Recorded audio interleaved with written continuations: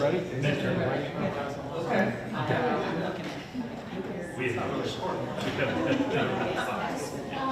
Let's just make sure the mic is okay. She can't connect on Wi-Fi. Let me take a look. The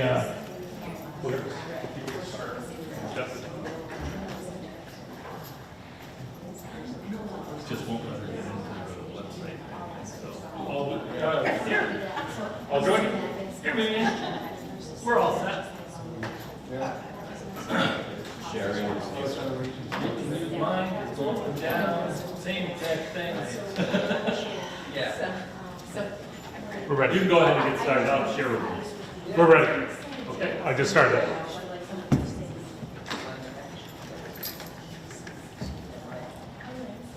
Good evening, ladies and gentlemen. Tonight is July 5th, the first annual reorganization meeting of the Horsehead Central School District Board of Education.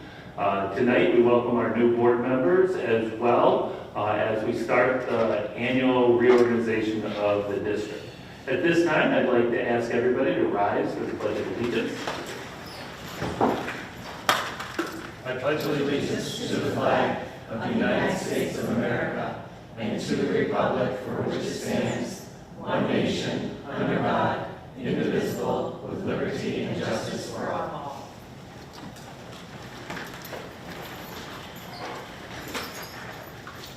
Thank you all. Tonight in the reorganizational meeting is sort of some mandatory items that each Board of Education has to do for annual appointments in the operations of the district.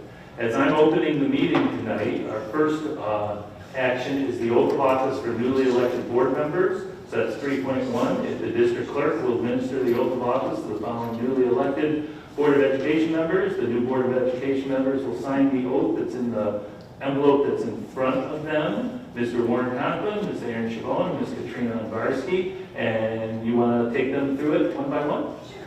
If you want to just grab the form you have in there and just. Stand up, raise your right hand, and read the form. Yeah, so I don't have to, you don't have to repeat me. I do solemnly swear or affirm that I will support the Constitution of the United States and the Constitution of New York State, and that I will faithfully discharge the duties as Board of Education member according to the best of my ability. Thank you. Thank you. Then sign it. And if you can sign and date and hand that to Ms. Clark. Or Did you she'll guys collect sign that. it? Thank you. Mr. Conklin. I do solemnly swear or affirm that I will support the Constitution of the United States and the Constitution of the State of New York, and that I will faithfully discharge the duties as Board of Education member according to the best of my ability. Sign and welcome again.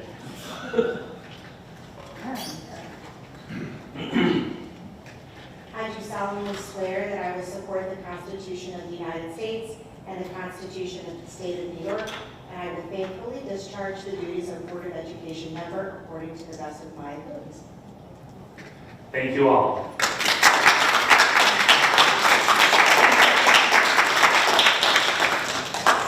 And now, ladies and gentlemen, it's the election of board officers. The senior board member, Warren Conklin, will ask for nominations for the position of board president, and that's 4.01. Mr. Conklin, it's your floor.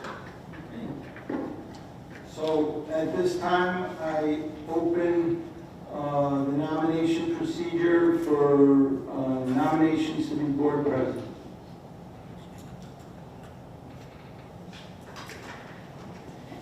I nominate Christine Dale as board president. Okay. Trina? I nominate Warren Conklin for board president. Okay. Are there any other nominations?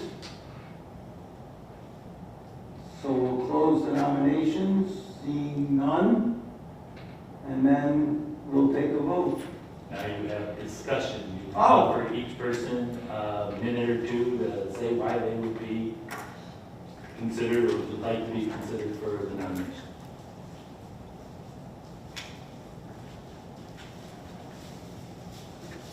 I'll speak on behalf of Christine. So I really appreciated Christine's leadership of the board for many years, and vice president before that.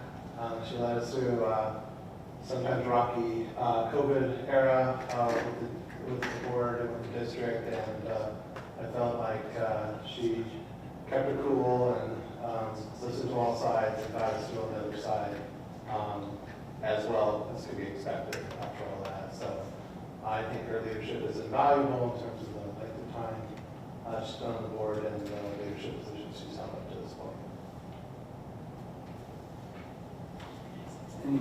The floor is open, just so that anybody. I would like to start. Christine is always there. She's always ready to listen, to answer questions, to explain things if I'm a little unsure. And I have thoroughly, through the years I've worked with her, being the president of the board, appreciated that. I agree with Doug in his reference to getting us through COVID, which was an unbelievable experience, certainly new to all of us. And I think her experience in itself is a great reason for her to serve again as board president. Hi, I would like to just talk a little bit as to why I did this. I just spent the last 5 years of my life writing policy to get my sister's school accredited on a national level, and it was, and I did it with one limitation. It was a really big thing for me, but in it I learned that policy is everything, and it took me like 3 years to really fully understand it, and I don't think that if I was, I don't think that if I lived through it and had to write it, you know, an institutional self-study from beginning to end, that I would have any idea as to the importance of policy and why we write it and why we have 9 members of a board who come together to discuss it, to do it openly and in front of everybody, and this I kind of feel like I'm on the spot because I nominated somebody different. But our policy actually doesn't say to nominate. There was a lot of different conflicts with things that we practice versus what our policy actually states. And our policy actually states that anybody can raise their hand and say, hey, I'd like to be board president. And I think that what that does is take out the feeling of things, you know, because I don't want to make it feel like, oh, I'm not in support of Christine. I think that she's wonderful, and I really appreciated everything she did with my orientation. But in it, they were talking about policy, and they said, Warren's all about policy. And so that's why I thought, well, I'm going to nominate him. He was a teacher for so many years. He's the oldest member on the board. And I think that that's a great reason to have him as president and to give him an opportunity to serve, because he's served the school district for a very long time, and I know his heart's in it. With that said, it makes me feel like, again, the reason that policy is so important in practicing what the policy states is that it takes out any emotional feelings, any political feelings, anything that's, you know, it makes it so everybody can cooperate and work really well together and that everybody's always on the same page. So I just think that it's really important that, you know, we start to do those things, and that's why I nominated Warren. Do you want to respond to that? Because I just wanted to make a slight correction. Mr. Conklin has served the longest on board. He is not the oldest member. That is my title. And with age comes wisdom.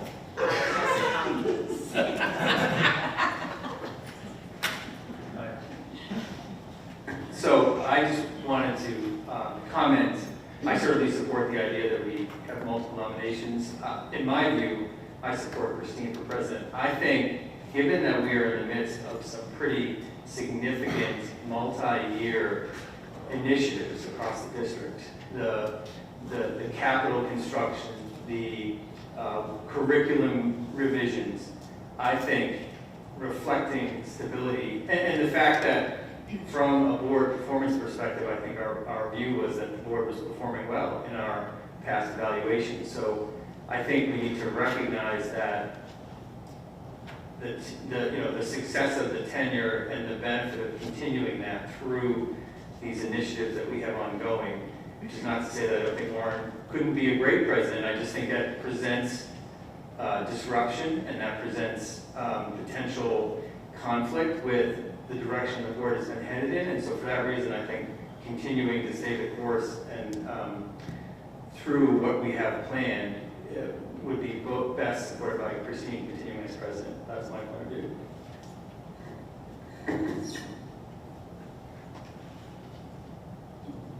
I'd just like to say something. So thank you very much for the comments. For those of you who don't know me very well and are new to the board, my heart's been with this board since I've been a part of it. I've always tried my best as a board member, then as vice president, and then also as president, to really be fair, to look at all sides, and most importantly, always look at the big picture. So even from the time I ran for the board to up to today, I've never had an agenda. I've never had anything that I was trying to push through secretly. And I'm not saying that Warren has either, but sorry, that didn't sound good. I'm not saying that you have. I've always really tried to look at the big picture and what's best for the district. And I know at times it's not always been something that one person has liked or another person has liked, because we can't always make everybody happy, either on the board or in the district. There's always going to be some level of conflict. But I do, based on my professional experience as well, have always tried to look at that big picture and keep that in mind, and always look at what is that end goal. And the end goal for this district really is to be the best it absolutely can be, and all the things that we put into motion related to all the enhancements with curriculum and construction and everything that we have planned for course since 2030. And I would love the opportunity to continue to lead the district through that.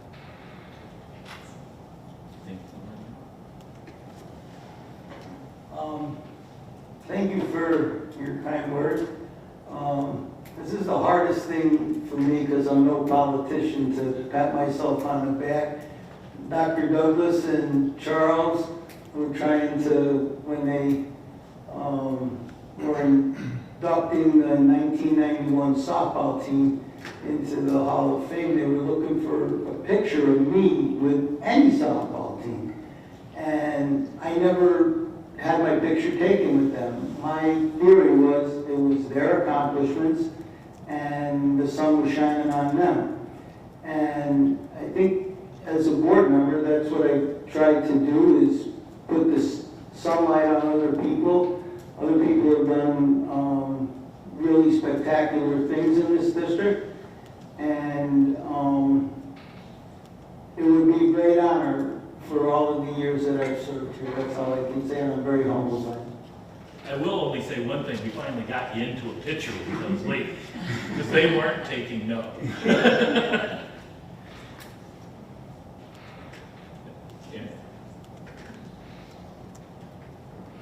Lauren, I've known you for over 25 years. Can you believe it's that long?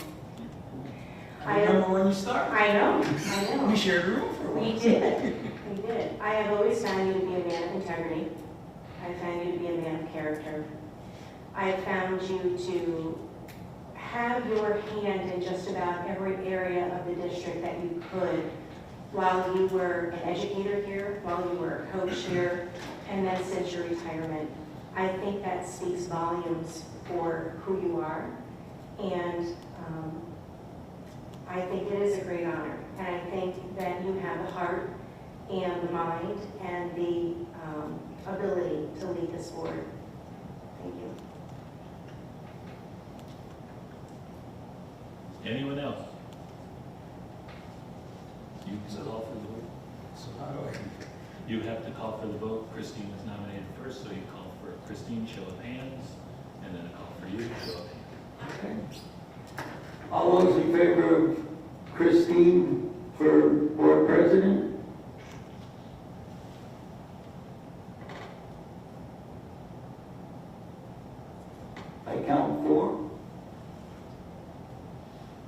All those in favor of myself for board president?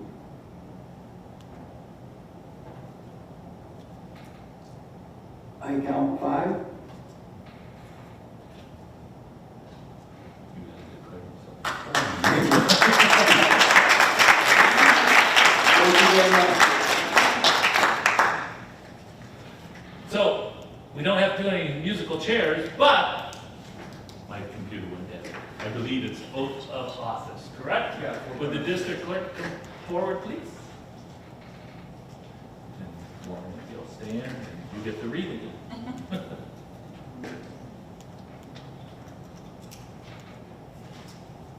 I do solemnly swear or affirm that I will support the Constitution of the United States and the Constitution of the State of New York, and I will faithfully discharge the duties as President of the Board of Education according to the best of my ability. Congratulations.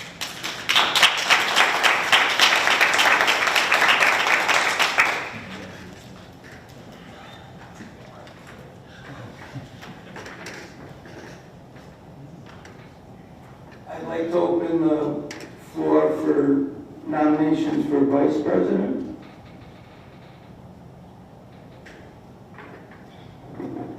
I would like to nominate Lizabelle Wheeling.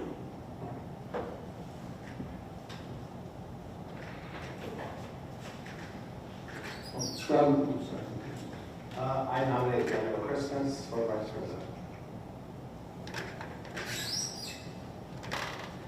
Any other? Okay, now we have open discussion.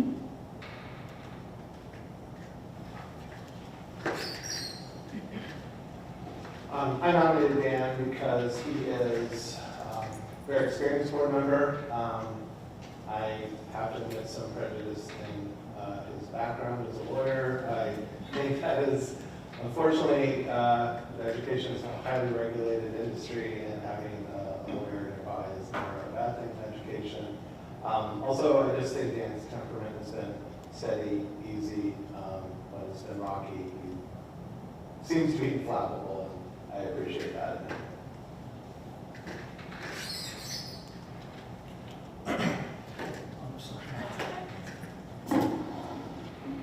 I'd also like to support Dan as vice president. I've known Dan for many years, not only on the board, but also professionally at work. And he is definitely rock solid, is able to take all emotion out of his comments, out of his decision making, and is always looking to do what is best for the district. And I do think his knowledge and his temperament are just perfect to be in the leadership role for this board. So I fully support Dan. On the flip side, and I'm not trying to be negative in this comment, but I also think that it's important to have experience. And as I value Liz as a board member, absolutely, and I think that your future on this board and the potential for leadership positions for you on this board are definitely there. I just think with only having a year experience, I think that would be tough. Knowing what it takes to be in a leadership position for the board and the amount of things that come at you regularly and the amount of consultation that Dr. Douglas needs to do with his officers, not having that level of experience, I think would be really tough.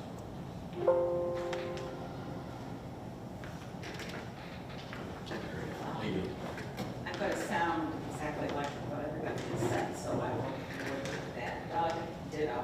Christine, ditto. I'm going to look at Liz. Liz and I go way back. We won't tell you how far back we go. Way back. But Liz, I want to say this directly to you because I have said in the public to people what a great addition you have been to this board, and I truly mean that. But I also agree with Christine that your lack of experience would really be hard for you to serve as vice president. You are a very involved woman, and I admire you for that. Job, children, your participation in the PTO at Gardner Middle School, plus just what it takes to be on the board. And I think taking on the role of vice president with only 1 year experience would be extremely difficult. I thoroughly agree with Christine that I see you in a leadership position in years ahead. Thank you, Mark. The reason why I nominated Liz is somewhat eerily concurring on what the 3 other board members said, in a sense. And more specifically what Mary Ann said. I nominated Liz for her experience. Yes, I can count, and I know that's 1 year here, but the experience that she brings, not only from her dynamic background, her parenting, and her involvement with the school district is something of, not only something that should be looked at for leadership, but a key component of being an officer in leadership is inspiration. And we find that with Liz in everything that she does. And Dr. Douglas, tell me if I'm wrong, Liz, even though being a new board member, did make her way to the NYSBA newspaper for her, for her engagement with the speaker, but more importantly than her great photo op with Gail was that moment where she didn't find acceptable the spot that she was in to properly listen to the speaker. So she made her own path, made her own seat. And that's something that I appreciate in Liz, and I think will welcome and be a great addition to this board and its officer leadership abilities.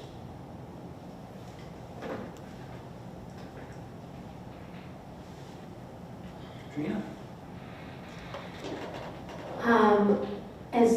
As a board, as we talk about leadership roles, again, I just wanted to, I know this is our orientation meeting, but it just feels like we're getting away from we are all just one of 9 and one voice, and even though somebody's a president or a vice president of the board, we all have equal voices, and nobody is leading really because we're all just here together to serve the same purpose. So I just wanted to bring that out to the attention. It just feels a little political and not I don't know. That's all. And I do really like Liz. I met Liz because we're both on PTO when we were trying to create unity and drum up more ideas for PTO. And I think that's just really important to have that passion and to be right there. Like, you know that if you're on the PTO, you're really working hard. All you can do to make it happen. So that's what I wanted to say. Ann? So first, I appreciate the nomination. Thank you. Having served on the board for I think 8 years now, I have always tried to act in the best interest of the district and apply my knowledge and expertise however I can to support the district. So I appreciate the recognition of that. And I would be honored to serve as vice president if given the opportunity. And I think, I hope this won't come off as distasteful because I don't need to speak against Liz, but in response to Trina, your comments, we are all one of 9 when it comes to votes, but the president and vice president have very real duties and responsibilities in terms of conducting the meetings, in terms of signing contracts and acting on behalf of the district, in terms of communicating on behalf of the district and working with Dr. Douglas on issues. So I think there are special trust and responsibilities placed in leaders of the board.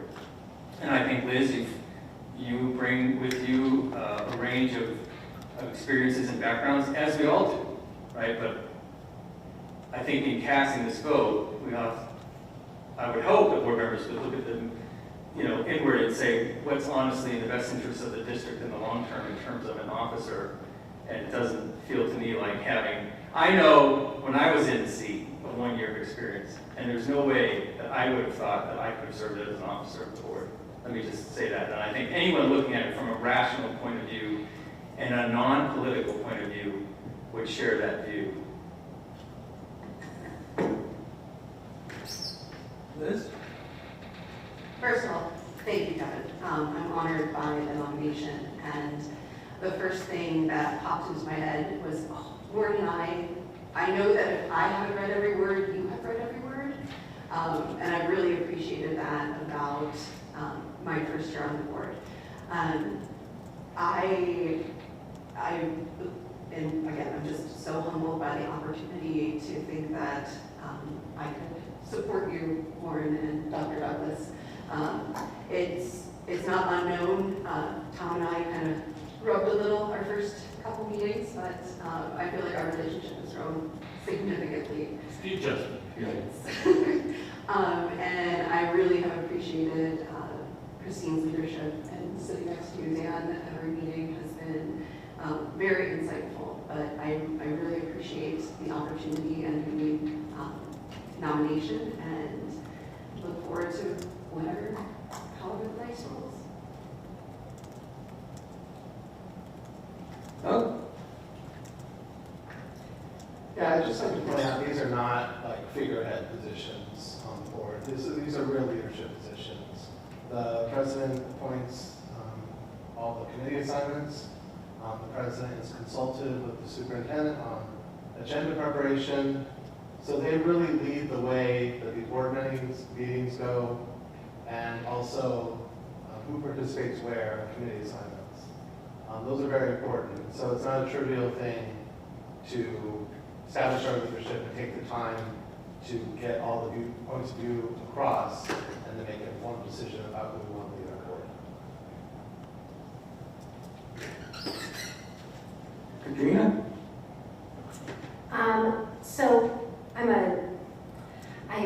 Tom and I talked a little bit about the ISS, and if we had something like that, like how you go back and you check policy for reference and how you compare it. So like when NACIS, they were the national accreditor that we had used, and they would come through and they would check all of my policy and make sure that I was following it to a T. And if it wasn't policy, it wasn't allowed to happen, and then I would get a limitation on it. And so we talked briefly about that, and I asked Tom in my orientation if that was something that, the state had or we had, like an ISS, an institutional self-study. And We don't. we don't. So I went digging because I get very familiar with the NICET website because BPSS is a branch of NICET except for it's the for-profit portion of it. So they actually do have it, and I think it would be a really wonderful tool for all of us as board members to sit down and go through. And to talk about committees, there's a whole section on it that actually talks about having too many committees and why it's not a good idea to have them and why the board should really just be policy and finance. And it's right from the it's right off the NICET website. It's the educational management for new school board members. And it is a self-study. It goes through all the things. It has the, do you guys have a policy book? And then you check yes or no, and then it has the standard. And then it has how you go through and review it as a new board member so that you really understand the role of board member and what it is you're really actually supposed to do. And I don't really know when a better time would be able to discuss this. I don't know if this is necessarily appropriate or not, but. It's not. We're doing elections. So this is way off topic. Oh, okay. Well, Doug said something about committees, so that's why I wanted to. In relation to the election. So I think we need to get back to. Oh, okay. We'll just get back to the election. Sure.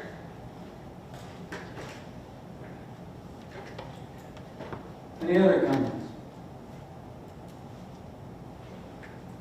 I just remember, Liz, and please don't be upset with me saying this, but we were just chit-chatting after you had been on board for, I'd say maybe 3/4 of the year, and you had told me that you were very overwhelmed with how much responsibility and work it is to be a board member. So I just want you to keep that in mind with possibly rising to a higher level of leadership.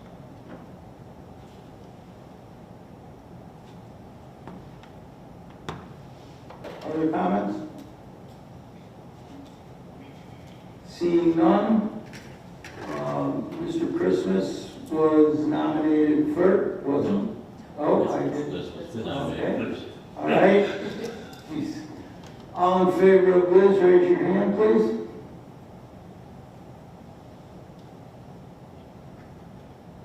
I count 5. All in favor of Dana? It's moved issue. You have no election. Count 4.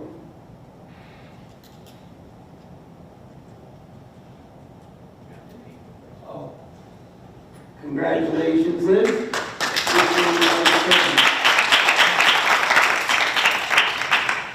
This will be interesting. Sure.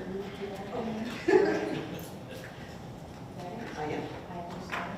I do solemnly swear That I will support the Constitution of the United States. that I will support the Constitution of the United States And the Constitution of the State of New York. and that I will faithfully discharge the duties as And I will faithfully discharge the duties as Vice President of the Board of Education Vice President of the Board of Education. according to the best of my ability.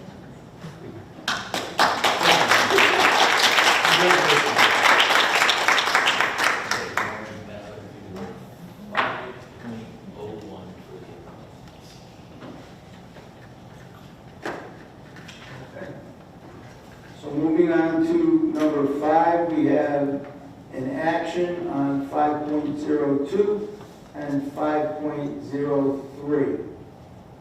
Can I have a motion, please? Second. Second. Curiosities, discussion, comments? The only thing that you might want to take a look at when you're looking at 5.02 is that the name Emily Hatch is in the recommended action instead of Terry's name. Oh, please So amend just that. needs to be amended. Yeah, I remember. Thank you for catching Thank you. that. Carrie's gonna kill me tomorrow because she's the one who puts it in there. Apparently, I didn't know my name in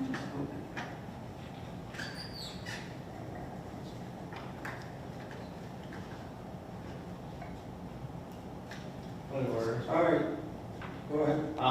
Just make sure that our motion and our second both approve the amendment. Yes. So we got to call the vote. No, you just have to ask the person who motioned, I think it was Christine Dale, if she's okay with making that amendment. Yes. And then who seconded? Mary Mary Ann. Are you okay with that change? Yes. Yes. And can I make one other comment? I don't know if Liz desires this or not, but traditionally the vice president. Yes, I was going to ask. So, Liz, do you want to make the shift tonight or the next meeting? Let's do the next meeting. Oh. That's what I thought. It helps you. Okay, so we have to have a vote, is that Yep. correct? All right. So, all in favor, aye? aye. Opposed? Abstentions?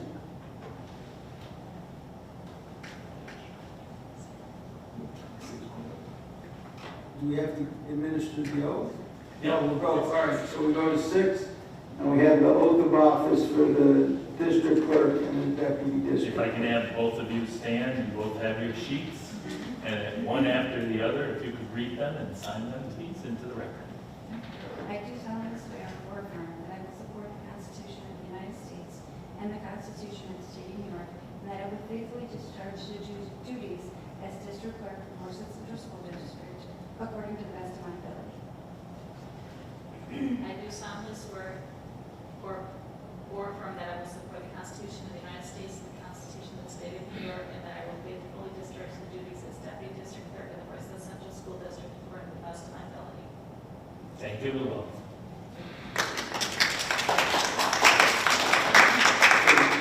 Moving on to number 7, we will have the district clerk administer the oath of office to the superintendent. Now, Terry, make sure it's the right name. Yeah. I do solemnly swear that I will support the Constitution of the United States and the Constitution of the State of New York, and that I will fully discharge the duties of the office of superintendent of schools according to the best of my abilities.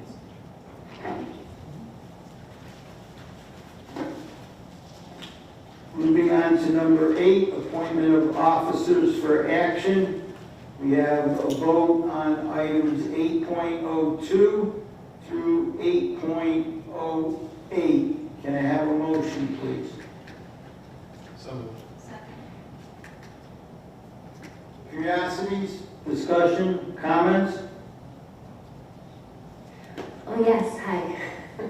So, in this, the school business management evaluation checklist, it did have something about this in here in regards to what we should be looking for as a board with the appointments.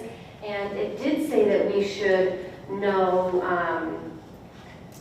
who the job is, and this is just useful for me as a new board member as well, just because I don't know everybody in the district, who the people are, like what their job title is, and then it talks about what the salary is that they have, and if the salary is in fact covered in the appointment of what they do, or if it's a duty that the school board can actually perform as an appointment, because some of these appointments are able to be done, like the school board does the duty of whatever the appointment is. So I don't have all of that information in front of me. I think it would be something that would be very useful for the board to go over. I know a lot of these things are standing positions, but I'm also always just looking financially if somebody is getting any extra money for doing it, or like job title wise.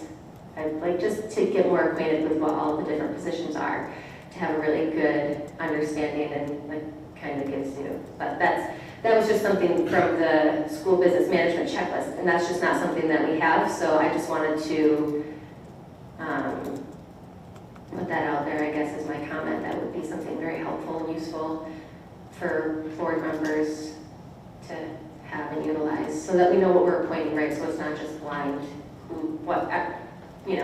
what it all is. I think that's something that you could have researched on your own before this meeting, I did, I tried my best to.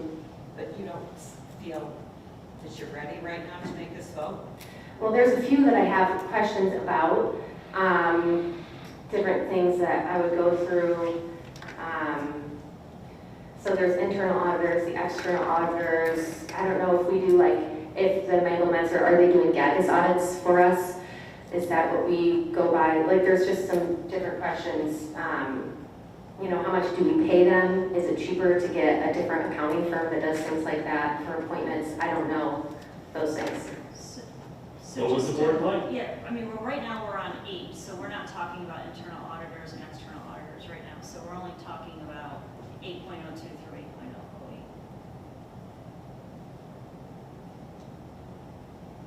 But is this something for, in the future, we could have available for the board to review, to understand positions? It's up to the board. Dr. Douglas, don't we approve all stipends annually as a board? Once they're appointed, yes, the board has approved these stipends. Most of these are part of their job descriptions as well. Some do have stipends attached to them, right, Katie? And they were approved by the board in their general standing positions, so there's a contractual requirement. Yes, some have no stipend, others are part of their salary, and some have no additional compensation. And I guess I was just looking to see what is the stipend person somebody that has to be stipend, because that's part of, that's the requirement to do the work, so that we stipend, and then is it something that If the board would like to work every day, assign me a board member, I will give them an office, and we will go forward, but that's the only way. And the board would have to appoint that member. Oh, I'm not saying it, I'm just wondering, is it an expense is it always just the same person that gets appointed, A lot of or the times, yes. do we try to offer it to other people and see who else could be appointed, like a bid, No, we don't bid these. We have made appointments based on putting it up, or the position requirements, or if we're overworking somebody, we have those discussions, and we've had them with boards. Everything on here is board-approved authorization. Okay.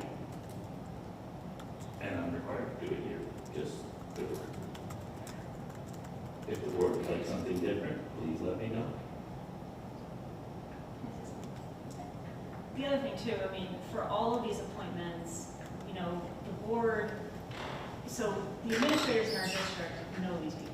They know the responsibilities of the positions, and they know the people that they're recommending. So, you know, the board has always, unless there was some major red flag, the board has always taken the position that if the people who are in the position to know these people the best and know the positions are the ones that are coming to us and recommending, I, as a board member, am not going to dispute, you know, Katie putting up, you know, Ann Perazzolo as the alternate tax collector. Katie knows Ann, Katie knows the responsibilities in that position. Who am I to challenge Katie on that, right? So I think, you know, one of the, you know, we have to put the trust and the confidence in our administrative team within the district as well, which is really part of this. They're bringing these to us so we can formally approve them because we're required to do that, but not necessarily, unless there's a red flag, not challenge the fact that these people are on here because they have the experience, they have the expertise, and they know how to run the position. Oh yes, I'm definitely not trying to mean this as a challenge in any way, shape, or form. Just my previous experience with what I had to go through on the other end of things, and looking up that business management checklist tool, it was something that had said coming from the state, so that's why I was asking if we did that because it was recommended in the checklist.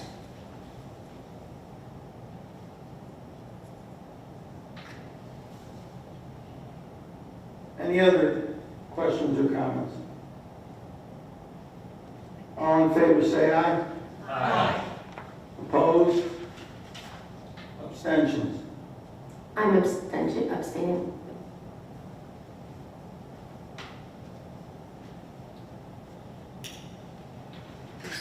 Moving on to section 9, other appointments for action.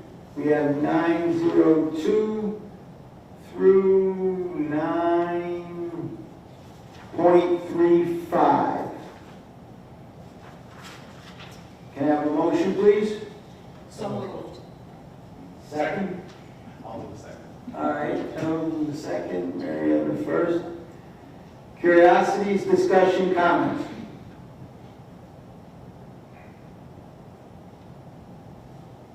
Seeing none, all in favor say aye.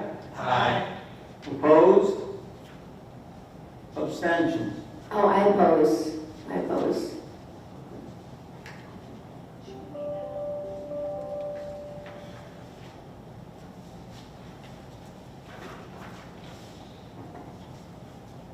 Item number 10, designations.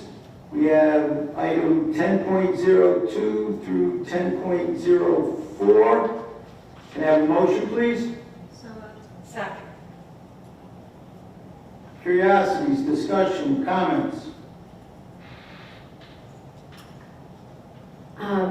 The publications of these, I have a, do we, for the different things where it's talking about, where you have to publish them in newspapers, because I saw that a few different times in my readings. 10.02. Do we actually keep records of that, with the newspapers that we publish things in? Yes. Okay, so we do. That's what this We're does. required to do that by legal notice. Okay, that's what I was just wondering about. And these are the two that are still left standing. Those are our As much as highly possible. distributed papers. Yes. Ain't gonna write a day, but. Okay. They're at least cheaper than the Democrat and Chronicle and the Post-Sun.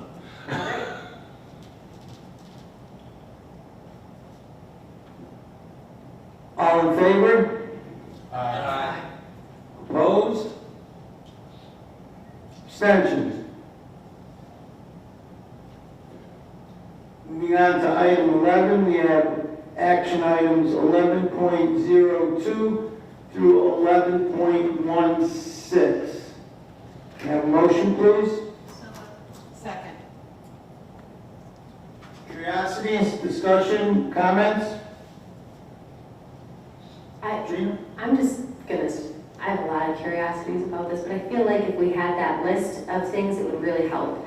And that could be something that as maybe we could work together on as a board to just have everything really black and white outlined what everything is and does. And it's not, again, it's not something to be like coming from any sort of attacking position. It's just coming from educational, because we're going to have lots of people later on coming onto this board, becoming board members, and I think it's just a really great thing for somebody to have available to them.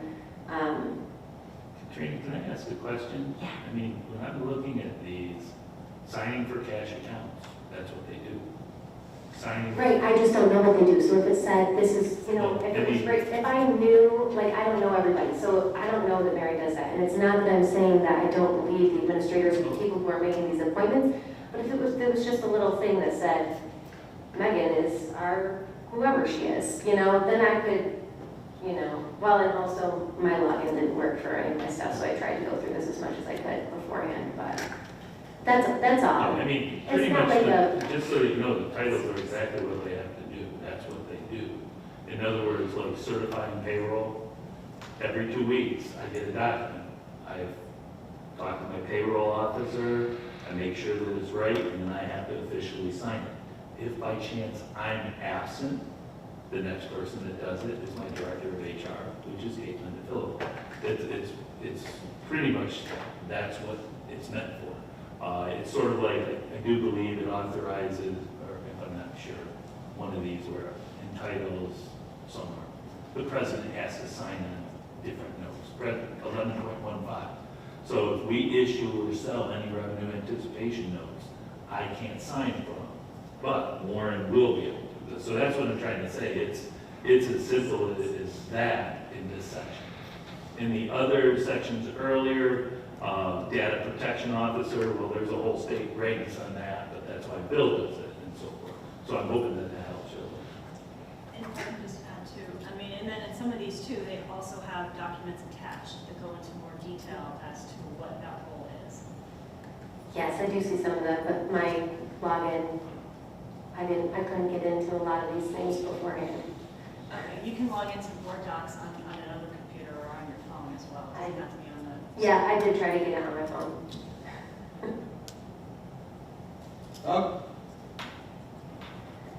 Maybe just a reminder to all of us board members that if you have a question or data that you want or need before a board meeting, just, you know, contact the superintendent and all of us, and then we'll all get the information, and then we can cruise it together before the board meeting and be prepared to vote.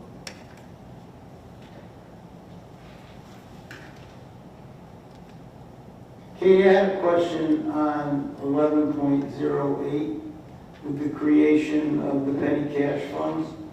So on the document, when you open it, there's a petty cash fund for Philo Road.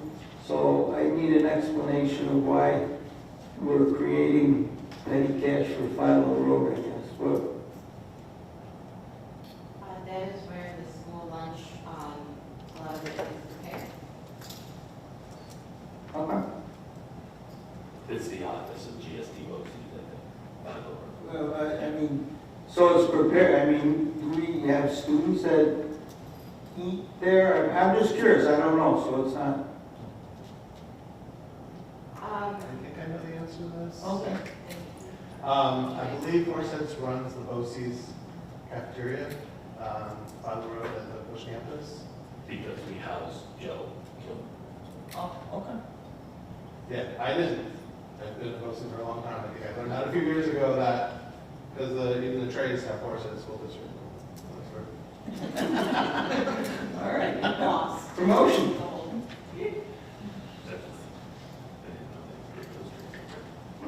All right, all in favor, say aye. Aye. Opposed? Abstentions?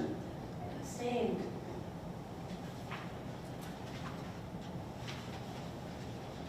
Moving on to item 12, bonding of personnel. We have an action item on 12.02 to 12.10. Have a motion, please. So moved. Second. Curiosities, discussion, comments? I do have one question. Do we do this, like, do we have to redo this every year, or does this hold steady? We can do it. Every year, it's Okay. required. That's because I was like, wait, I've seen this before. Yeah, they have, what it is every year we have to go through the reestablishment of the bonding process for the appropriate employees.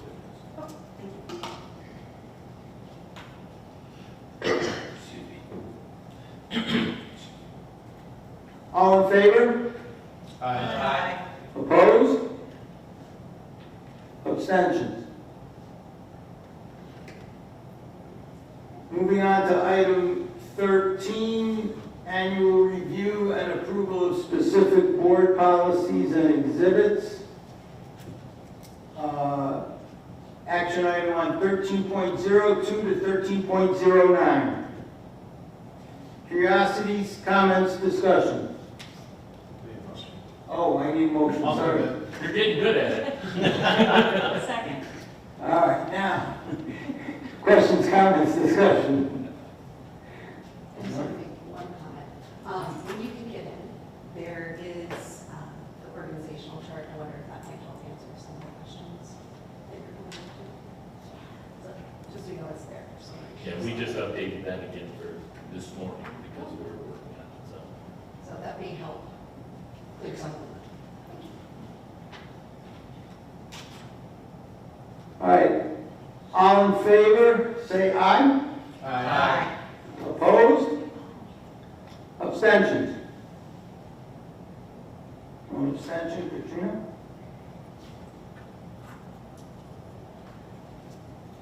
Other items for action, we have items 14.02 to 14.09. So moved. Second. Questions, comments, discussion? Doug? I think that's the part where we have to confess our outside Conflicts. influences and so forth. So I work for Greater Southern Tier BOCES. My salaries and benefits are paid out of the BOCES administrative budget that this board votes on every April. So I have a direct conflict of interest in voting. I don't vote, obviously, on the budget. And to avoid the appearance of impropriety, I also abstain on all BOCES-related expenditures outside the general budget itself. So I will sign my document with my GSD BOCES employment stated. Aaron? Yes, I also have a conflict of interest because my husband is a music teacher here at the high school. So if there are any votes that have to be taken in reference to stipends that relate to any of the activities that my husband Christopher participates in, I will abstain from those, as well as any votes that have anything to do with the music department in general. Kevin? Any contracts or business that relate to the county of Chemung, I will abstain on those. Dan? With respect to 1406, the Declaration of Conflicts of Interest, out of the abundance of caution, I want to disclose that my wife, Wendy Christmas, has in the past served as a substitute RN for the district. It's not anticipated that she would continue to do that because she has full-time employment elsewhere, but for the record, I had disclosed it on the form and here officially in the meeting. I used to drive school bus for Merced, so I think I would have to abstain from anything related to, do we approve anything with retirement in regards to being in a retirement system for bus drivers? Let me ask you this, do you receive any benefits from the school district from the transportation contract that you're on? No, because I no longer work. And you do I not just have this. I do not believe you have a conflict, but if you ever think you do, just give my office a call, we'll talk it through. Okay. Okay? Most of the time, as everybody knows, sort of like what you mentioned, anytime it deals with your family members in any way, you sort of have to sort of step aside. If you receive financial benefit from the district in one format or another that directly benefits you, then you declare that at that time if you need to. And then if there's other things like, I know Kevin works for the county, he may be working someplace else too eventually, but right now he doesn't have to worry about it. So hopefully that helps. If you're ever in doubt, just call our office, we'll conduct a review. I'm adjunct faculty with SUNY Portland, So I don't know if anything would arise that would put me in conflict, student teachers, hiring and so forth, so I just wanted it addressed if it is to come up sometime. My son is employed by the district this summer, so if anything comes up in the next couple of months related to him, I will abstain, otherwise he'll be down in the September.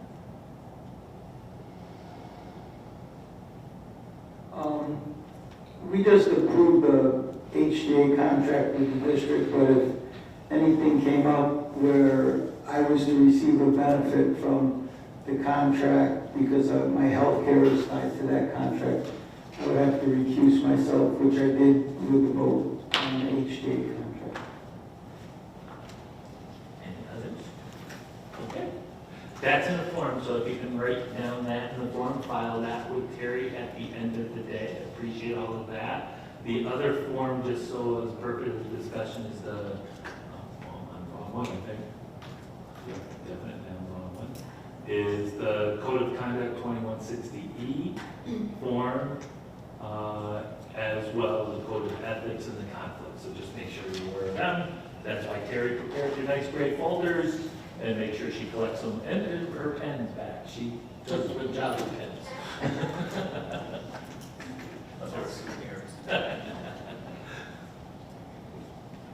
Anyone else want to speak on this section? Then we'll call the vote. All in favor, say aye. Aye. Opposed? Abstentions? Katrina. Okay. All right. Item number 15 is a motion to adjourn to regular business meeting. So can I have a motion, please? Second. Does anybody want to stay in this? All right. So all in favor to go to the regular board meeting, say aye. Aye. Opposed? Abstentions? Okay, we'll go to the regular board meeting. Okay. Just go here. See right here, go meeting. Feature. And go regular meeting. View agenda.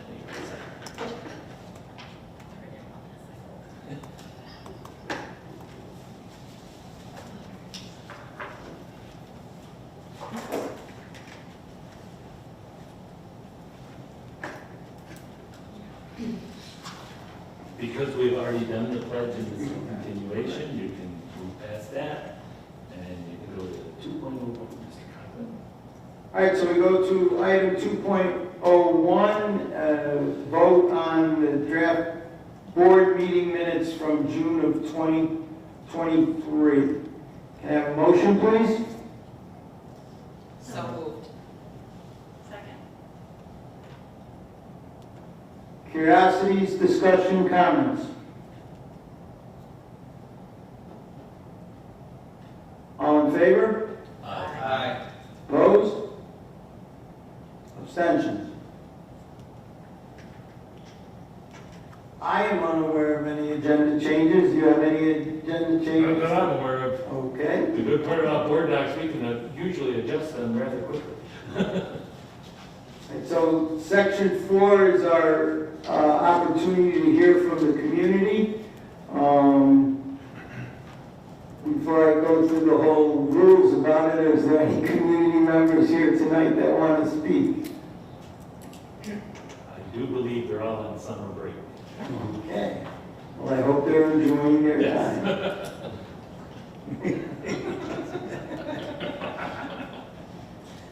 All right, so seeing no presentations, we go to item number 6, superintendent's report. Yes, thank you, Mr. President Conklin. Members of the Board of Education, couple things that we have to do for summer. First of all, we will be looking for a retreat date. Sorry, my tongue's not working. A retreat date with a doodle calendar, so please be looking for that in your email over the next week or so. We are targeting either the second or third week in August. We will do a full doodle calendar, roughly about 4 hours, to try to work on board dynamics, which I think will be helpful at this point. just because of the fact I think there's some questions as well. Board superintendent committee surveys, that's the next thing. Tomorrow, I think Terry has the electronic form. There are 2 board committees. Those are the only required committees. The others are superintendent's committees. The board committees are audit and policy. What happens is we usually have 4 members on each. The president does not serve on committees. He's an ex officio member at this point, which I'm worried about policy now. I can see it in his dog's eyes too. I was going to say, is that official? Can it show up in policy? We do have to be very careful because that's a 4-person committee, that's Right, why. right, yes. And that would be constituted board. So we'll talk about that though. Oh. There's ways that we can try to see about working on it. In addition, those committees, the way it works is when Terry sends it out, if I'm not mistaken, is you'll be asked about audit and policy, and literally you just have to click on it and move it up or down. It's sort of like if say it says audit and policy, because I think that's how they are by alphabetical, right? And you click policy and move it up above audit will go down, and policy, and it'll say policy and audit. It's sort of like telling us what you would like as your number 1 choice or number 2 choice out of those committees. There's no guarantee you get number 1 or number 2. I can guarantee you're going to get 1 or 2 for the most part. On the superintendent ad hocs, those are my committees. They are not committees of the board. The board sits as liaisons to it to help me more or less in some of those discussions. We have athletics and extracurricular, we have safety, and you'll see a whole list. Same exact thing, they're put into order. Just slide them around to what you believe is your top priority to bottom priority of that. And it's really just a sliding scale.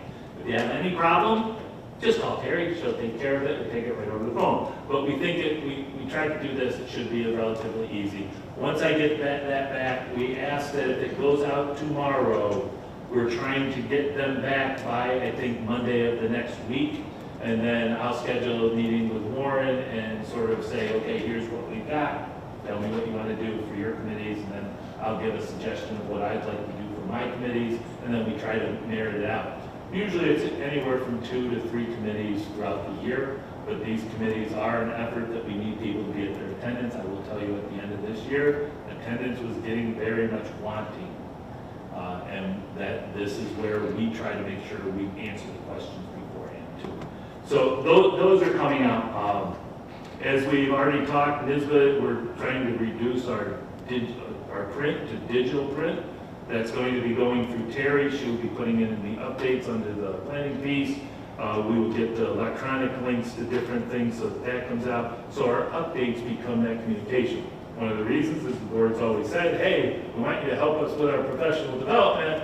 Well, this is one of the ways that we do it. If there's something with NYSBA, we've got to bring it back to the board, so please contact me, my office, and Terry, or through those, and then we will get it set. The first thing I would say is the best option for training is the state convention. And we will put more information out about that in August. But if you're interested, that would be a great opportunity for the board to get together and go for training. It is usually a 2 to 3 day adventure. This year it is in Buffalo. I know Liz has already said she'd be interested. She wants to get a picture back in the paper again. But I have to look at who the keynotes are and so forth. It's in Buffalo this year, next year I think it goes back to New York City. So just be aware of that. They give one of the best legal presentations there at that time. I think, Kevin, you were interested in that. So that's one of the ways where you will learn the award points and everything. The district will take care of you during that time. Make sure all your arrangements are taken care of. So please let us know if you're possibly interested in that. I'll get the dates out later. Just so that you know, the AIA document for Big Flats additions, alteration, capital projects for day automation, as well as the Gardner Road addition and alteration, capital project, day automation, they were going to be on. We've had some contract review. We're just trying to clean that up. They'll be on the August 17th, but we will need that at that point because we're getting into the construction piece. But that's in the lawyers right now. Image refinement. We all know that we talked about the image and we're preparing, but one of the things we said is this is actually a public image. I cannot copyright it. I cannot trademark it. But the concept of the image is what we wanted, and that's we're maintaining. I am not an artist, so please do not laugh. Okay? We took that image and tried to say, how can we make it more of our own? So that we can take it from the public and say, this is about horses. Then we took that more in the line, if you can see it, of negative white space, sort of like this piece, so that we can do this. These are just thoughts, but we're trying to get something that we can say, now it's copyrighted, specifically ours, and we've always said that once we have the image, we can modify as we need to, but we want to keep the intent. So I'm just letting the board know, sort of, and you can pass it around. I did one without ink on it, one with ink.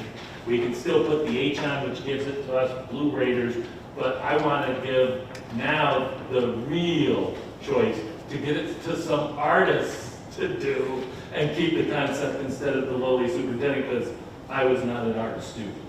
I'm just a technical person.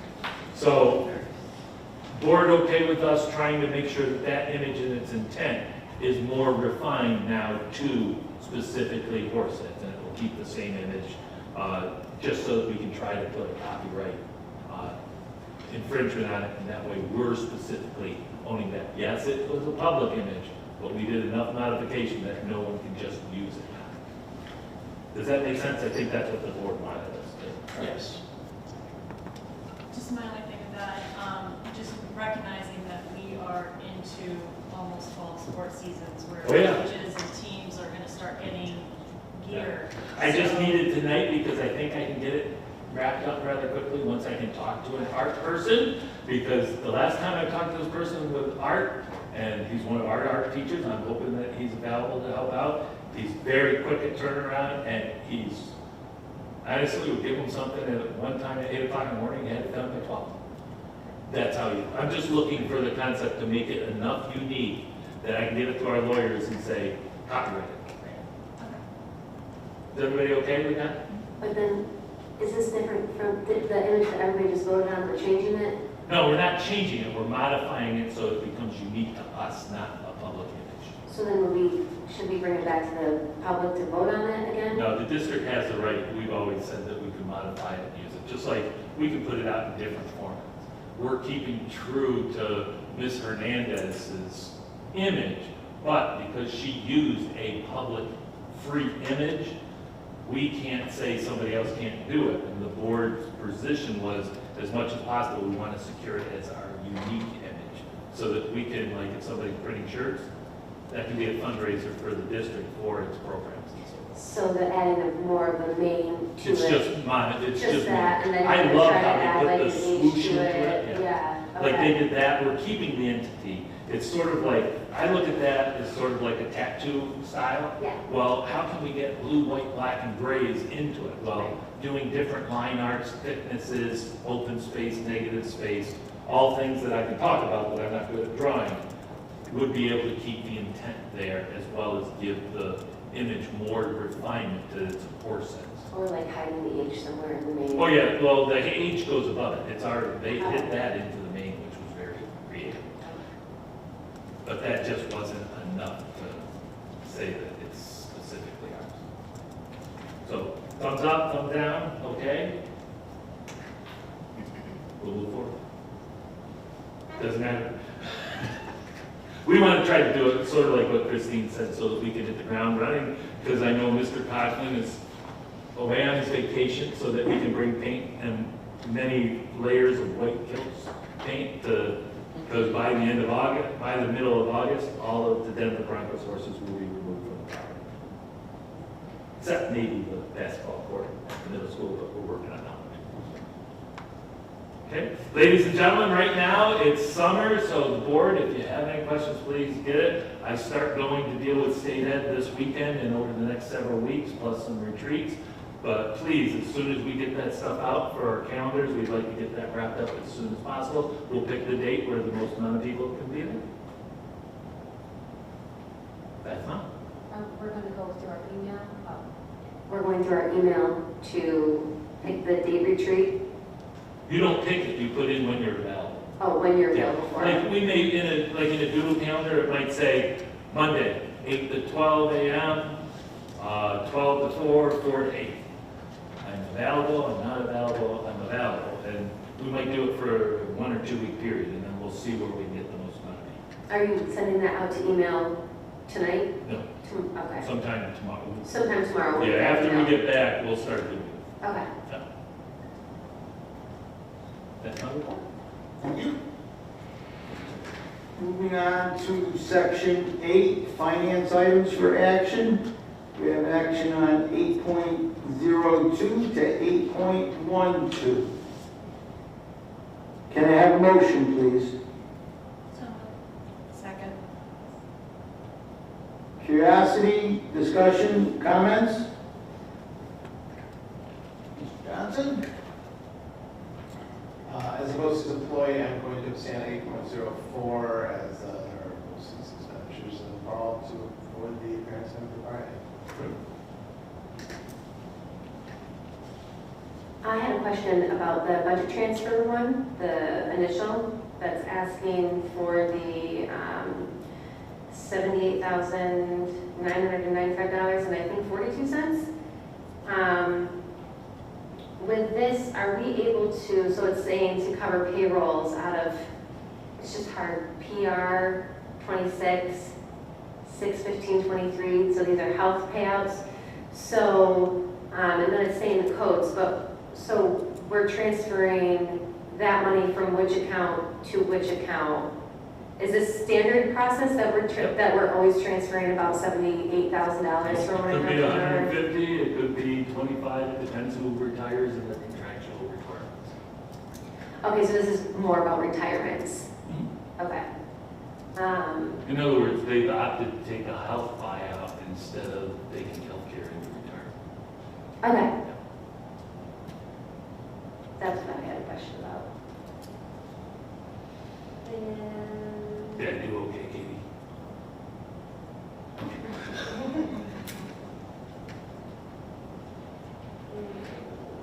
oh, and the Chemung Canal Trust Company with the 8.12, I know that that's where we always pay our school taxes, but I was reading that and it says that they charge us $3,000 for it.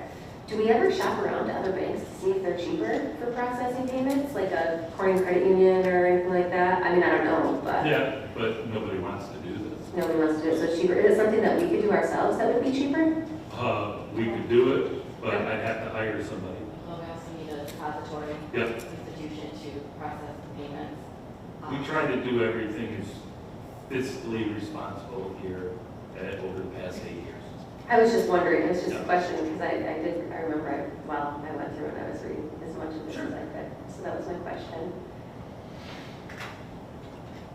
And that's, well, no, Oh, go ahead. I just have lots of questions, but I don't really feel like people want to have me ask any of my questions right now. That's what I'm here So I can wait and ask you questions.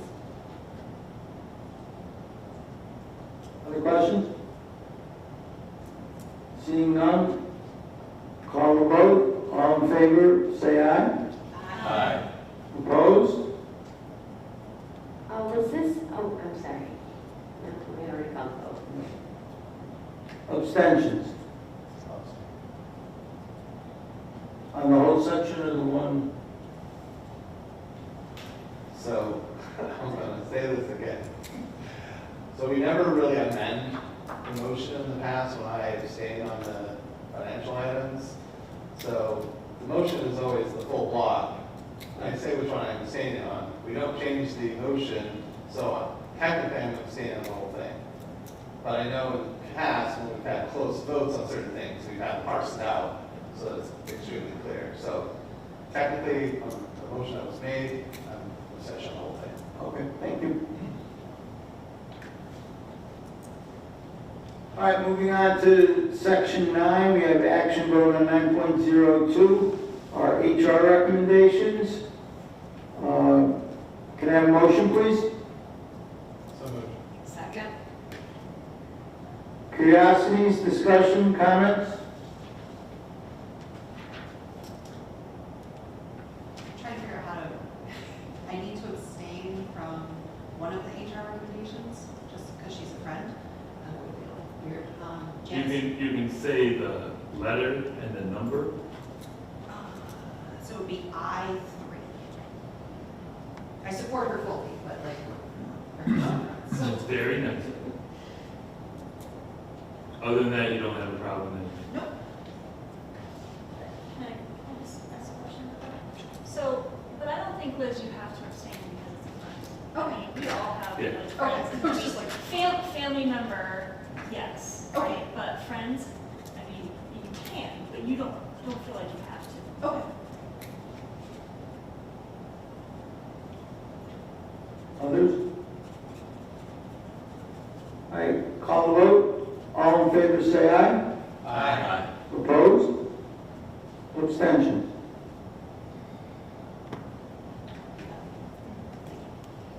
Moving on to section 10, our miscellaneous items for action. We have 10.02 through 10.04. Can I have a motion, please? So moved. Second. Questions, comments, discussion? I had one question. I did start to read over this Sure. one, and it was talking about her liability insurance and that she had to Which have. number? Oh, Just so that I know which yeah, to I gotta pull go up. back to the screen. I don't know which one I put that. For 10.03. Okay, the reason being is because this is a potential preschool special education. Yep. I Kelly, was, we gotta be careful that it doesn't identify somebody. all I was just saying, when I was reading through, I just said for the personal liability insurance for that contract, to maintain the insurance in the amount of no less than $100 per occurrence. But should we also, don't you also have to put the school on as your second person for that benefit? Like the, Kelly, It's been approved by our school attorney, reviewed and approved in its proper form. oh, okay, sure, okay, I just had it, okay. yeah, I think what they're doing is he's ensuring that they have $1 million policy for their own professional liability if something were to go wrong. Yeah, Anybody can always come to us, but when we're saying you're working with them, we have to do our due diligence to make sure they have proper insurance to cover themselves. right, I just, for my business, for the people that were under me, they have to put me as a secondary, so that's, I was just Yeah, wondering, we're if that all- was something we should have in there, but if the attorney felt real good about that, then that's Just fine. just so that you know, Katrina, what happens is our insurance policies have all those riders on them already. Okay. And the reason being is because we're the ones with the deep pockets for everybody. Anybody and everybody might want to make a claim against us, so we always have to act as a second unit if we don't think we are. Great. Kate, did I do 2 for 2? Okay. Trying to get points here with Kate, just so you know. And then the one that's talking about the recommendation for the action, are those meetings that already happened, so we're just approving that they already had meetings? Or should they be for the future year? You're approving officially that those meetings have already occurred. These are the notes from those meetings. And Oh, okay. they're done this way, so that it's a matter of public record. Okay. I'll try this. How did I do, Kelly? You did great. Okay, thank you. I like positive affirmation. She's more enthusiastic. All right, call the vote. All in favor, say aye. Aye. Opposed? Abstentions? All right, we have no board policy, second readings or first readings, so now we move to item 13, our board member comments. Ms. L. I would just like to, the district received some really sad news last week, and I just want to publicly give my condolences to Orlando Marcus's family and just the horrible occurrence that happened, and I just, hope that his family is beginning the process, and just on behalf of the district, just how sorry we are. So that's been on my mind ever since, and I just was outside. If I can add to that, Christine, we were just made aware of the Black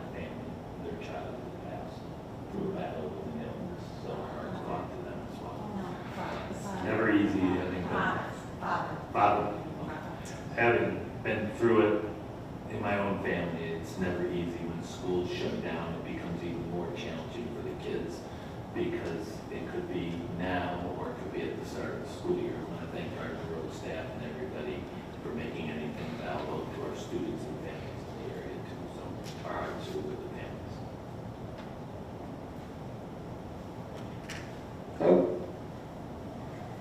I'd just like to request, and there's nothing required about this, but if folks are going to abstain or cast a negative vote, I think it's helpful and transparent to the public to give an explanation of why you are abstaining or casting a negative vote. I mean, presumably, we're all going to move forward and adopt the vast majority, if not everything on the agenda, but I think it helps the public understand our decision-making process. Yes, I would answer that. And the reason I did that was because in my orientation, when we were talking about it, you said if I didn't understand something to just, or I didn't feel like I was up to par with the knowledge on everything, like especially for the appointments, to just abstain. That's what they told me to do, so that's why I did that. All right. I would just like to give, I don't know everybody hates that.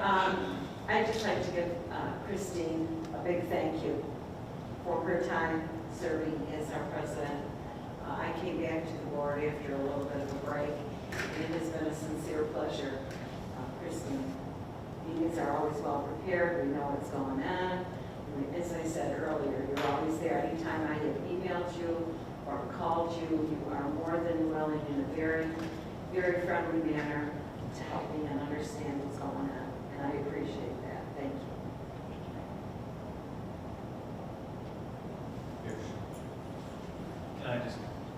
I won't repeat it, but I just second all that. Thank you very much. And Warren, congratulations, and you have a successful year under your presidential leadership. Thank you. We got to get a photo.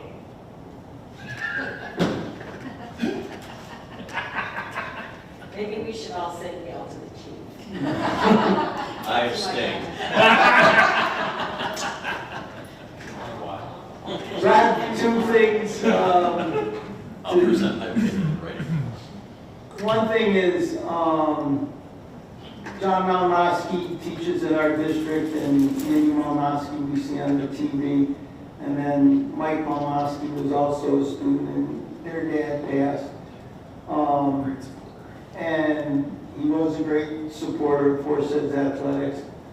But in our graduation, one of the student speakers, and I think it was the school president or the class president's speech, but I'm not 100% sure, but they talked about one of their goals was to be caring and empathetic, and how they worked on that all year. And I remember walking through the school and seeing different posters reinforcing that concept. But I went to the calling hours for Mr. Malinowski, and the Horseheads football coaches gathered many of the football athletes, and they all appeared at the funeral home, and I just thought it reinforced the whole emphasis on empathy and caring, and kudos to all of the athletes that showed up and all of the football staff that organized that. I thought that was a tremendous honor for Mr. Malinowski, but a great show of the character of the people in our community. What? I knew Mr. Malinowski because his boys played at the same time that my Matthew played. And you couldn't ask for a better role model of a positive parent to support athletics. There was never a negative word said from that man or shouting at a referee or anything like that. A really positive role model. And I enjoyed tailgating with him, and he always had positive things to say. A true gentleman. And then I have one other thing. Back in June, the district had 7 staff members, Margaret Matthews, Carolyn Rennie, Kelly Wolf, Kelly Murray, Christy Berenstein, or Stein, I'm not exactly sure, Adam Robinson, and Dora Leland. They all went to Finland to learn about their educational system. And I'd like to ask the board, with their approval, if we could extend an invitation to them and maybe at September's board meeting have them come in and give a presentation as to their experiences and what they learned. You may not know this, but that invitation's already been extended. It would most likely be either September or October, just because of the timing of everything. But they are also working with Tony Gilbert as well. Okay? So yeah, in the board calendar, I got to start doing those presentations, because if you noticed in that calendar, it said MMC, but one of the board's goals that we already established for this year is that we're going back to each of the buildings and getting out a little more now that we're normal. Let's just say normal from here on. Okay? And I think and we'll try to develop some of the presentations based on that. Just when you mentioned our football team, I remember this. So I think it's pretty awesome when we do have teams or extracurricular groups that do rally together to help people in our community. And just a shout out to the wrestling team as well. So one of our wrestling coaches had a medical procedure, and the girls and boys wrestling teams combined, and this past Saturday went to their house and did a whole bunch of yard work and cut down trees and cleared brush and really spent a large part of their day doing that, which was great team bonding, but it also just kind of showed how much they appreciated that coach and how much they were really looking out for that coach. So just a shout out to those boys and girls, because they rallied together as a single team to do that. So it was really nice. So one last thing we talked about, we're going back on the road and going to all of the buildings. I don't know how you do this, but I don't want it to be, from my perspective, I don't want it to be a competition from one school to the next, and how you limit time and get involved. I mean, I'd almost prefer to hear from the building principal. Maybe that puts too much onus on I remember those days, but yes. it becomes a competition, and I don't like that, because everybody then devotes their time to us, and I'd rather have them devote their time to the students in the district. I think our goal is, one, to visit the building, but also within the curriculum professional development is to focus on some of our curriculum initiatives while we're there. That will not necessarily be heavily related upon students or the parents or the staff, but key staff members or key curriculum people at that point. So I remember those days. I don't like it because I don't want the competition, but I want the experience of the board knows what goes on each day. And every now and then at different levels, yeah, they're going to bring some of the kids out, but we are trying to say their presentations should be no more than 15 minutes, and it's not a competition, but a way to get the board and the community more information on what's going on in our curriculum and in our schools. Michael Boswick, you would agree, no competition at the intermediate school? Never indeed. It does. I mean, it's a great point though, because it eats up a lot of time. It takes an enormous amount of time to prepare these, because everyone wants to put their best out there. We work so hard each and every day, and we want to make sure that's reflective in our presentations, but it does become a bit of a competition between some, and it becomes a time-consuming issue as well, where I know you want us to put our time into. I think you're going to see more of it with Tiffany, Kelly, Tony, the curriculum specialists that we have, the building principals. That's where I'd like to do that. Pretty much assume that no matter what, once I decide we're going out the road.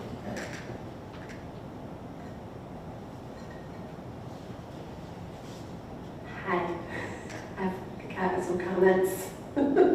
I just thought that it would be a really, when you were talking about the committees, the 4 and 4 and the split, And going back to the checklist that was provided, and I'd be happy to share it with you and going over the committees. I don't know if it is the board's will, but maybe it would be the board's will to just sit down and discuss all the policies and go through them a little bit at a time at each meeting to make sure that we're going through, because some of the policies that we have written are supposed to be reviewed yearly, but I've seen dates on them that haven't been reviewed in multiple years.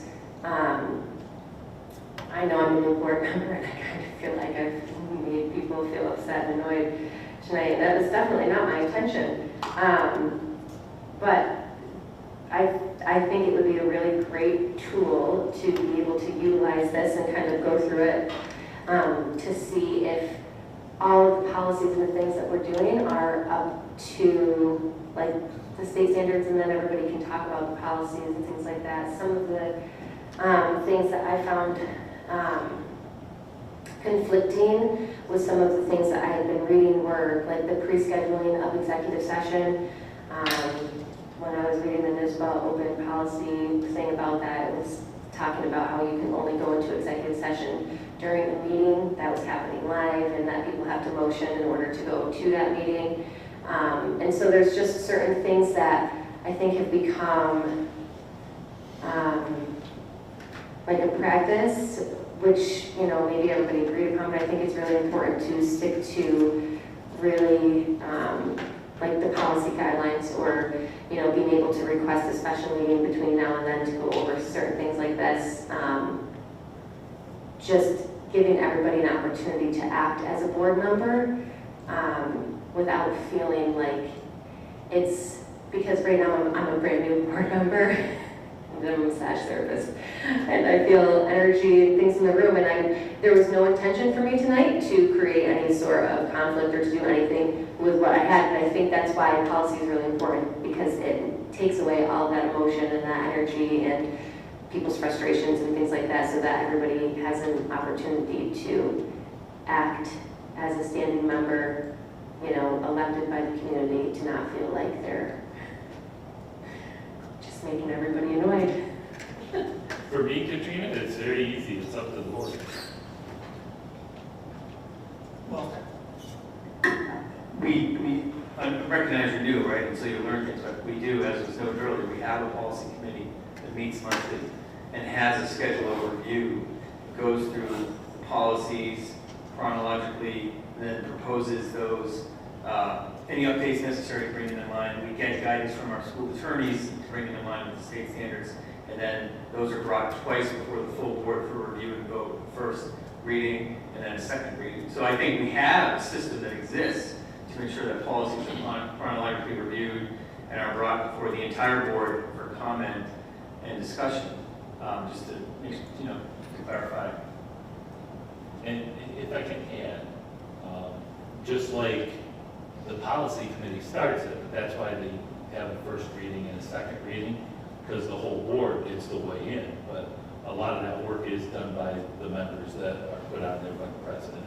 And then on top of that, any policy could come up for review if there's a major issue. In New York State, there's not many policies that boards have to have. We have an abundance of policies, and usually a review cycle of 5 to 6 years is what most districts go to say, we'll do 1,000 this year, maybe 2,000 are the short ones. But 2,000 and 3,000s, I think we're on 5 or 6 right now. 5. So we're midway through that 5-year or 6-year cycle, and I think this is our second time through it, correct? Because you've been on it since I've been here.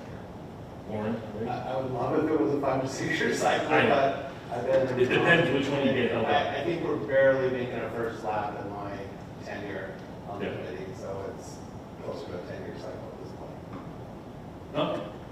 But if there are policies that come to our attention that need updating because of changes in state law, they get pushed to the front of the line. Like the ones approved tonight are the mandated ones that must be reviewed here. So they go through that cycle. There's not a lot of changes to them. However, there's other ones. Like I got a question on boundary schools today. And what happens is the policy is very clear on it. And although somebody may not like that, they have an individual situation. The hard part is that boundary school is one of the things that we're guided on by policy, because unless there's really a very, very, very, very unique situation, the board says people go to their boundary schools. We have a little out in it, like after April 1st to adjust because of staffing, but then the next year, they must go to their boundary school. So that came about through, I'm trying to think, it was probably the second or third year here. And it went through a 4-year to redo because we tried to help people through, but that policy had to jump up because it was causing a school selection issue across the district. In other words, I want to go here, and because they allowed it, they did it, even though the policy didn't say it, so we had to clean that up. And I think the board just cleaned that up finally past year. So I agree with you, but I don't know if the board has that amount of time. That's the hard part. That's why the committee's strong. Right, so that's my question, because it, as far as like the policy writing goes, if a board member has a question about a policy needing to bring it up, it kind of feels like he was saying policy was reviewed that every 10 years. So if a board member who's new, who's coming in, who might see policy, and at my orientation, I started to read it, and we talked about Robert's rules and how, we say we don't do it, but the policy says we do, and, it's just those small things, and I know that this seems very tedious, like I keep repeating myself, but I just come from a background where it was really drilled into me, and the importance of it, and getting, making sure so the state says that you can have so many policies, but that doesn't mean that the school board doesn't have the opportunity to shape their own school and cater it with creation of their own policies that they feel As long fit. as it's within the scope. As long as it's within the scope of the law, yeah. So I had the opportunity to do that with our school, and I think that there's some really unique things that you can do with 9 very intelligent people that have different passions about different things, and coming up with different ideas of, oh, hey, this might be something that we could do that's going to be beneficial, and we should make it our school policy, because it's going to be for the benefit of the children to be able to do something like whatever it is, and so that I only just brought that to the attention because, maybe you've never seen this before either, but it is from the educational management systems over at the New York State Education Department, and it goes through the board policies and procedures and all the things that the board should do, and I think that it would be something that would be really wonderful for the board to go through together, because it would give some insight, and then I also just don't feel like I'm going to be bothering people all the time with why I feel the way I do about policy, because this is just an educational tool to show why we can do what we can do.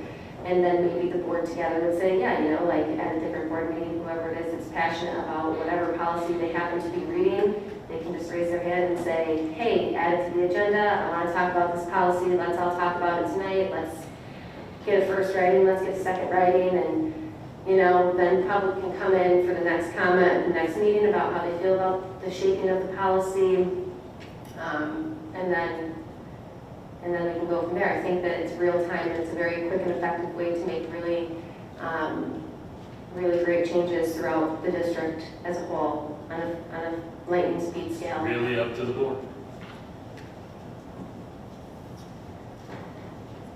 So I'd like to address a couple things you said.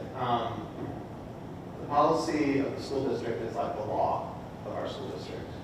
And like all governmental structures, the law doesn't specify every single little thing that happens here. We provide broad parameters for things, and then that gives the administrators and employees the lanes or guardrails in which they can act. So we don't prescribe, or we try to avoid prescribing a lot of things, especially if they're not required by law, so that employees and administrators can educate children the best way possible. If somebody said we didn't follow Robert's rules, I would contest that. I think we do follow Robert's rules.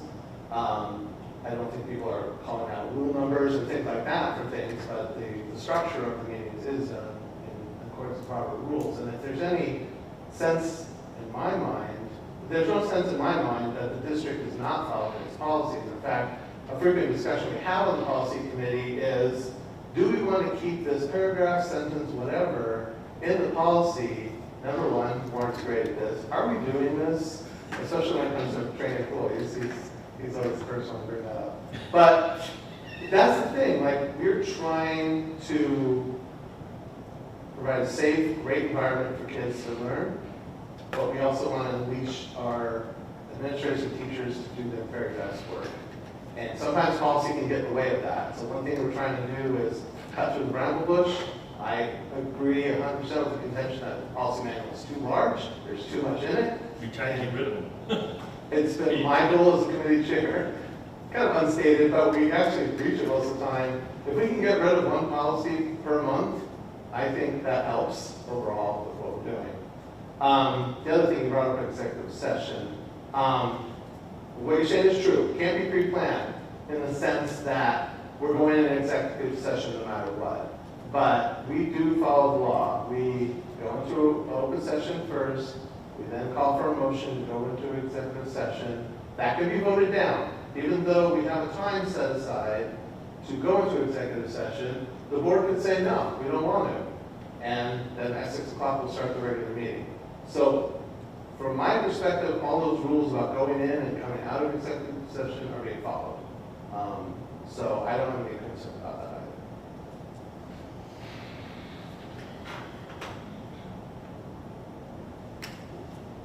I think Liz has. Katrina, I asked the same question to Tom, and then I went back and read my big book of the Robert's Rules of Order, and rule number 1 is you can change it to fit your organization. So workers. Because again, I was like, it says, and we're not doing it. Because the way that it's written, there's supposed to be some flexibility. So know that you were in good company. I asked the same question. Thank you. But did find that there is. The point of order, point of clarification, the district really doesn't do that, but we follow motion, discussion, second, vote, recess, table, that it's Robert's Rule of Order, but it's not the stringent Robert's Rule. So that's why I'm saying, like, tonight, in this very spirit of our whole part, we could say, you know, as a board, we'd like to rewrite policy, whatever, for Robert's Rule of Law, and say that we don't follow the stringent one, and we follow this, but that is the policy, and then we have our actual practice as a published policy, and that's a clear line for lots of I people. think a suggestion could be is if you found something or another board member found something, because it's not just you, I mean, other people come and Yeah. ask those questions of me. I would say, let me bring it up to the policy committee or whoever the policy chair is, you do that, and then they bring it into the committee and they start doing that work because it is a lot. I will tell you, an hour doesn't seem like it's enough now. But they always stick around. We gear an hour to it. Sometimes it's an hour and a half, 2 hours. Sometimes it's 30 minutes, depending on what it is. But I think that's the procedure the board has regularly. So then if I wanted to share this document with everybody to the board so that they could review it if they wanted to read over it to see if it's something that they found to be beneficial, what would I do? You send it to me. And then you'll email it out to And I will talk to everybody? the board president, vice president, and see if they wish to go there or how they wish to handle it.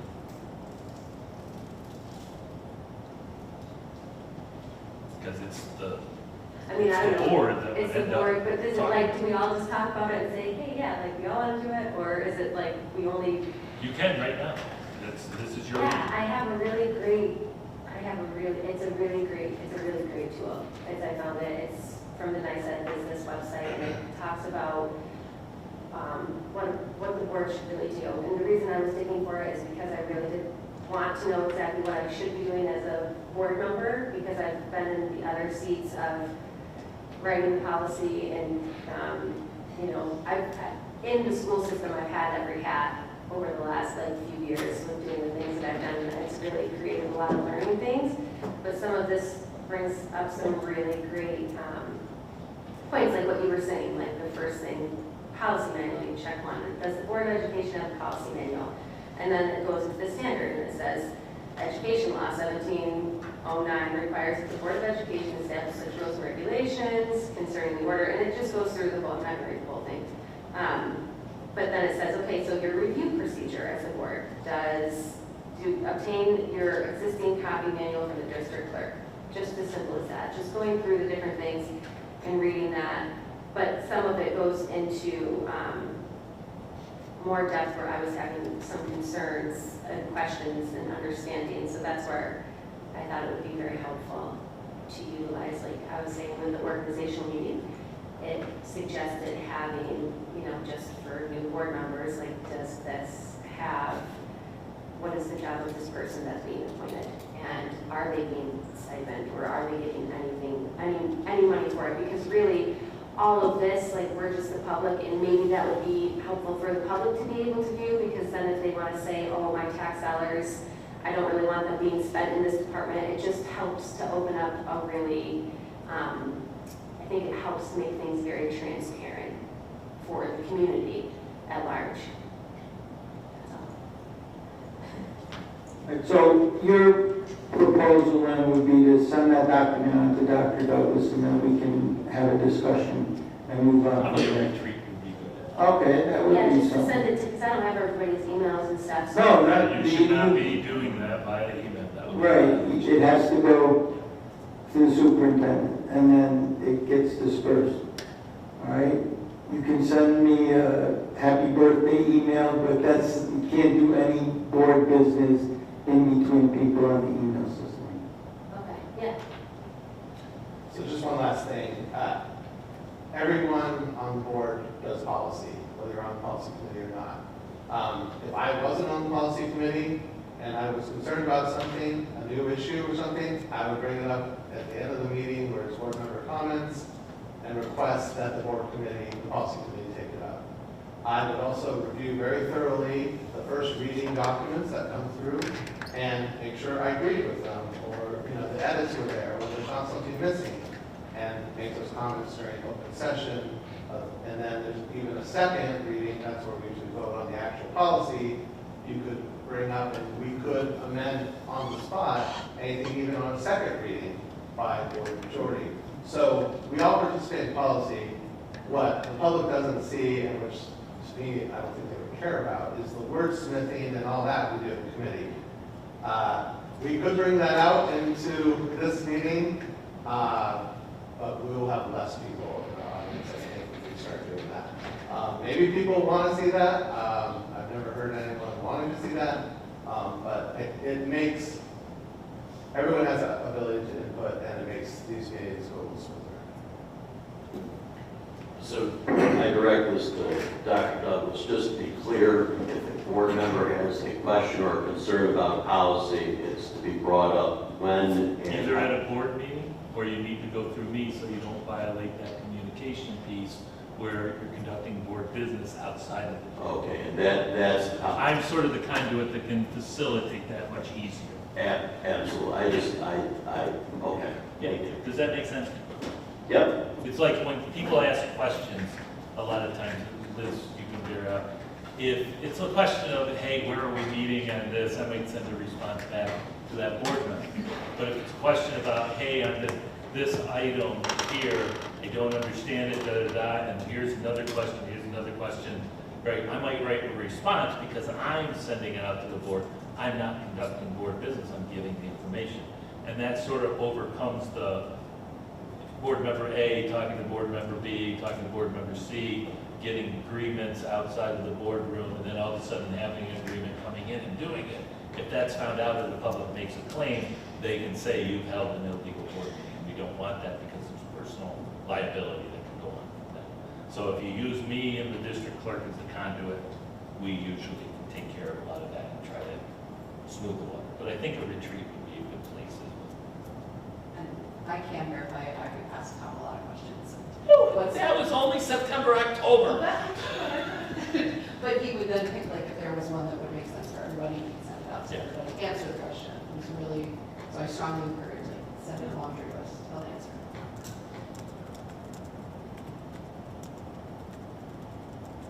Okay, motion to adjourn. So moved. Second. Enjoy the rest of your night. Oh, sorry. All in favor? Aye. Opposed? Abstained? Now enjoy the rest of your night. Ladies and gentlemen, this concludes the reorganizational meeting and the regular business meeting for July of the Horsehead Central School District Board of Education. If you have any questions, please feel free to give my number to my office a call. We are in a heavy construction season, so please, if there's anything, reach out and we'll try to answer your questions. Thank you. Have a good evening.